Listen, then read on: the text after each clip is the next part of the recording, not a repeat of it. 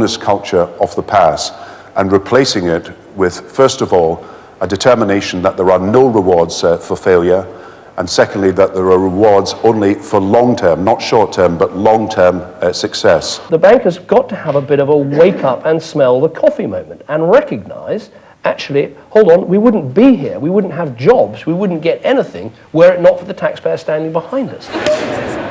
The bonuses that fuel the champagne lifestyle of city bankers will be one of the issues tackled by the government's new review of the banking sector. But that won't report for up to a year, so some tough decisions on bonuses lie ahead. John Moylan, BBC News.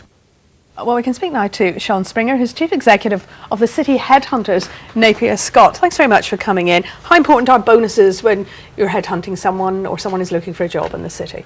Well, bonuses make up about 90% on average of the individual's remuneration at the director and above level. Clearly, headhunters get their percentage from the total remuneration. So from the headhunter's point of view, of course, bonuses are important, but much more importantly, from the employee's point of view, at a banker's point of view, their bonus makes up a sizable part of their income. You see, when you hear the word bonus, most people think it's the income plus a little bit extra on top, or a big bit extra on top in these cases. A more accurate description would actually be commission.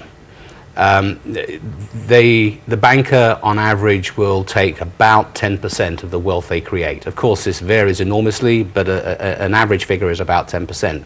So if they make £10 for their employer, they expect £1 back. What is needed here? We're hearing about these committees, we're hearing about inquiries, we're hearing about talks, we're hearing a lot from the government on things must change. What is the answer? I think committees are wonderful ideas as long as you're on them and getting paid wealthily. But aside from that, the only way these are going to really work is if you have international recognition and international regulation. It is absolutely incumbent upon the government to create a body that is not only able to enforce certain laws, but ensure that those laws are internationally recognised. There's no point in us having caps of £25,000, shall we say, or even £2,000, whatever it may be, on each individual banker if the bank is unable to attract good employees to make good profits.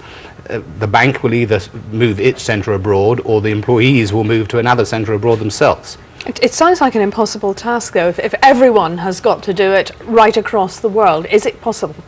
It's already in practice in other professions. At the very senior end, for instance, lawyers, partner level, have what's called a lockstep. This is internationally recognised, internationally transferable, and incidentally not regulated. The Law Society manages to do that on its own, but it is internationally recognised. I'm not suggesting we move the system en masse from lawyers over to bankers. That wouldn't work. But any individual nation undertaking to regulate and monitor the amount of bonuses or commission that gets paid is doomed to failure, if only because eventually they won't have anything to monitor because everyone else will be doing it abroad. Is there any point the Prime Minister is saying, you know, please don't take your bonus? Oh, well, absolutely. It'll appeal to the wide populace. That's the point of him saying Yes, but will the bankers heed it? Of course not.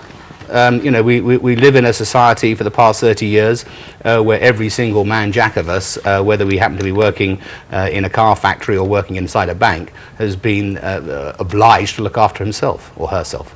Sean Springer, thank you very much for coming in. Thank you. Pleasure.